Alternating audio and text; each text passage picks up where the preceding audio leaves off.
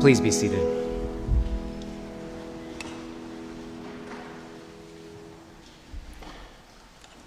We are habitually, perhaps constitutionally, stuck in our own points of view. We forget that the way we see the world is only one perspective among billions, maybe billions of billions. And yet, we cling to our own perspective as if it were the only true one, as if everything depended upon having the right point of view. When we get trapped in that isolated and isolating way of seeing, something happens. Our viewpoints feel like threats. Difference becomes danger. Curiosity gives way to defensiveness. But what if we lived differently? What if we practiced curiosity instead of control? What if we actively sought out new angles and unfamiliar views and voices? What if, rather than filtering the world only for what confirms our worldviews, we dared to see with other eyes, new eyes? Every so often, life gives me a chance to practice this. I sometimes get to play with toddlers, like my good friend Penelope, and to see the world from her point of view. And let me tell you, the world looks very different when your eyes are less than 3 feet from the ground. Just yesterday at our Church of the Wild gathering at Long Point, I knelt beside her to see what she saw. And when I did, I noticed things I would have missed altogether. The rustle of hidden creatures, the distant hum of airplanes overhead. What's that noise? It's a plane. Why? And the way light flickered through the branches like shimmering curtains. And I certainly, most definitely, would not have thought to look for gorillas in the trees. But Penelope suggested it, so of course we looked. We didn't find any. Sometimes our experience blinds us to possibility. Sometimes our certainty and certitude becomes a cage. Zen Buddhism proposes a different way, called Shoshin, beginner's mind. Approaching each moment with openness and eagerness and freedom from presupposition. Believing the world can still surprise us, that there might be gorillas out there. Because sometimes the longer we stare at something, the less we actually see. Viewing the world this way can be thrilling and completely disorienting. I was reminded of that while twirling Penelope around in circles in higher arcs as I went faster and faster. The world blurred for both of us. And in that dizzying moment, I thought about the world we're living in now. The world where everything seems shaken, where nothing feels predictable, where the institutions we cherished and trusted, education, schools, government, church, the economy, even family life, feel topsy-turvy, unpredictable, and completely out of touch. It feels eerily like the world that the Irish poet W.B. Yeats described in 1919 in the aftermath of a world war, a worldwide flu epidemic, as Ireland was trying to fight for its freedom. In the midst of that upheaval, he wrote, "Turning and turning in the widening gyre, the falcon cannot hear the falconer. Things fall apart, the center cannot hold. The best lack all conviction, while the worst are full of passionate intensity." It's astonishing how current those words feel. Maybe not the word gyre, I know. In case you're wondering, it means like a host of ghosts. But anyway. And into this sense of collapse, this fear, the center cannot hold, Isaiah the prophet, and St. Luke, the gospeler, speak today. Isaiah proclaims a breathtaking promise. God is about to create a new heavens and a new earth. And we cherish that vision. A world where weeping is no more, where the wolf and the lamb feed together and not on each other, where harm is undone and peace is restored. But we cannot ignore what Isaiah also knows.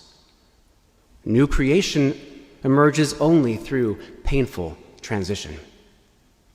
The former things shall not be remembered.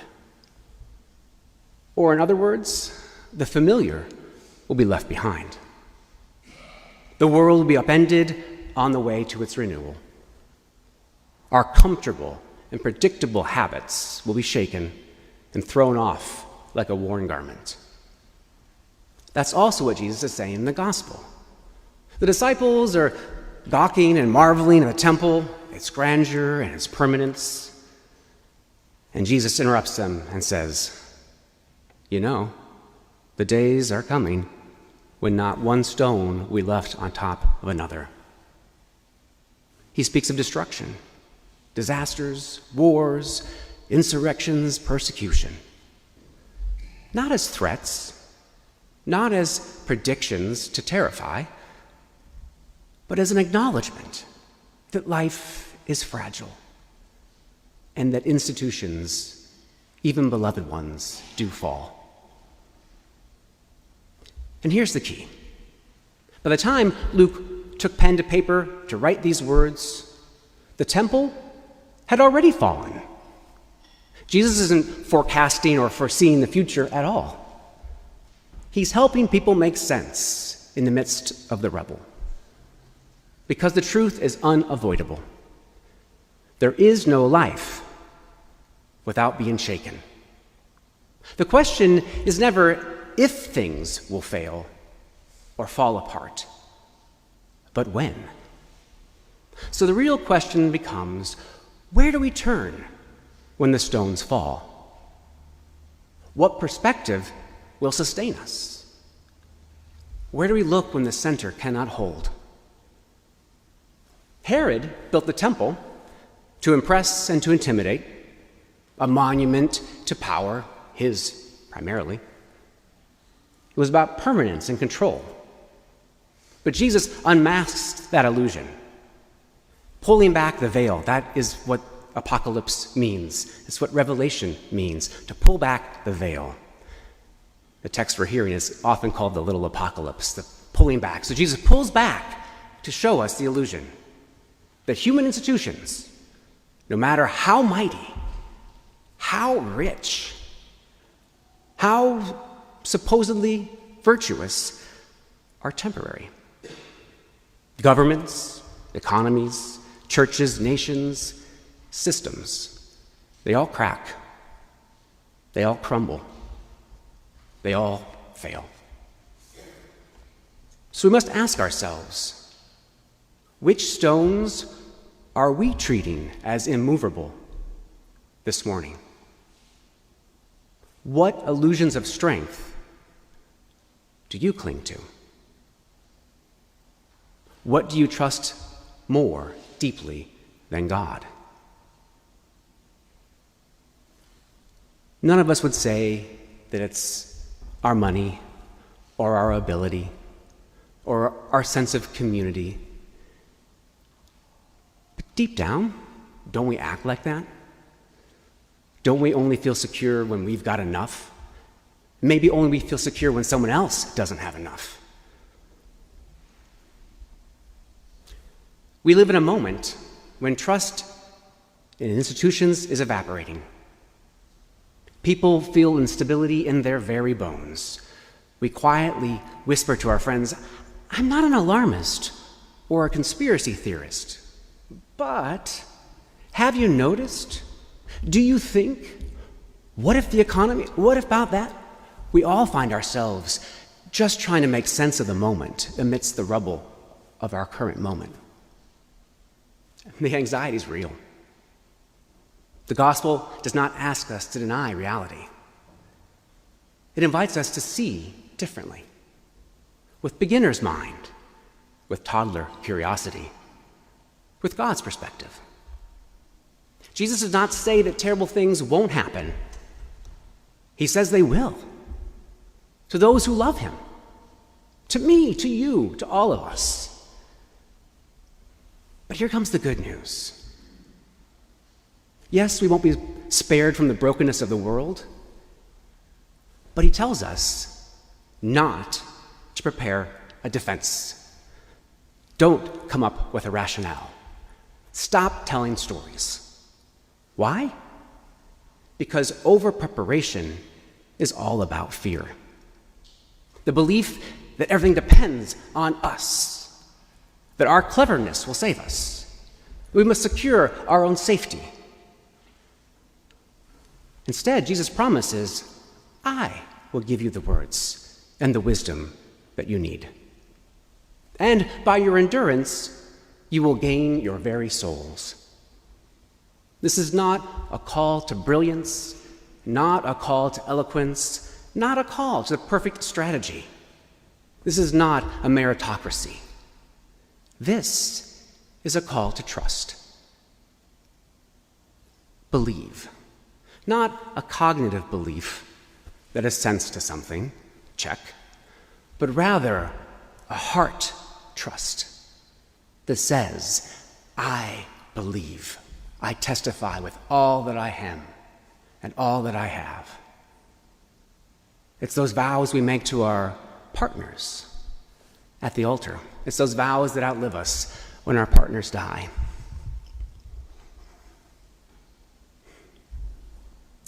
This is a call to trust, a call to preserve, a call to presence, a call to faithful endurance.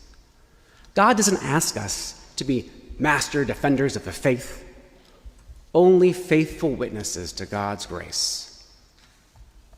As the church year draws to a close, as institutions falter, as news cycles churn and amp up anxiety, as tempers rise, as the world spins, literally and figuratively, we are invited to a new way of seeing. A toddler's openness, a beginner's mind, a disciple's endurance.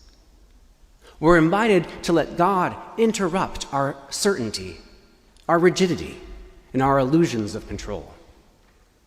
We're invited to remember that the stones are not permanent, but God is. That God is creating a new heavens and a new earth. That God is not undone by our chaos. God is not surprised by our crumbling institutions. And God is not absent, even when everything feels unstable. Penelope reminded me this week that there is joy in seeing differently. There's a holiness in being small. There's a revelation in letting the world tilt and blur so God can show us something new. And Yeats may be right that sometimes the falcon cannot hear the falconer, but perhaps it's the wrong bird we're thinking about. Perhaps the falcon is the wrong image at all, a raptor, one of destruction. Maybe what we need is the ancient wisdom of geese and their flying V formation, a community where each uplifts the other, where strength is shared, where endurance is collective, where no one flies alone. In my hobby of triathlon, it's called drafting, and it's illegal. But it doesn't stop me from doing it when I'm not being watched, which, I'm sorry, is not right, but that's a different story. The poet Wendell Berry and farmer puts it this way: geese appear high above us, pass, and the sky closes. Abandon, as in love or sleep, holds them to their way. What we need is here. And we pray not for new earth or heaven, but to be quiet in heart and an eye clear. What we need is here. Yes, What we need is here. Perhaps God is not creating a new heavens and a new earth out of nothing, but is creating them here and now, this morning, beginning with us. What if we lived life differently? What if we stopped lacking the wrong perspective and chose a different one? What if we adopted the beginner's mind or the toddler's curiosity? Open your eyes and your ears to the dawning of a new creation within you. When the world shakes, when stones fall, when perspectives clash, may we trust that God is in the spin with us, giving us the words we need, granting us the wisdom we lack, strengthening our endurance, expanding our souls, and giving us fresh sight. What we need is here. I called an audible. I should have told Karen in between. I want to invite you to sing a song with me. The lyrics are simple. What we need is here.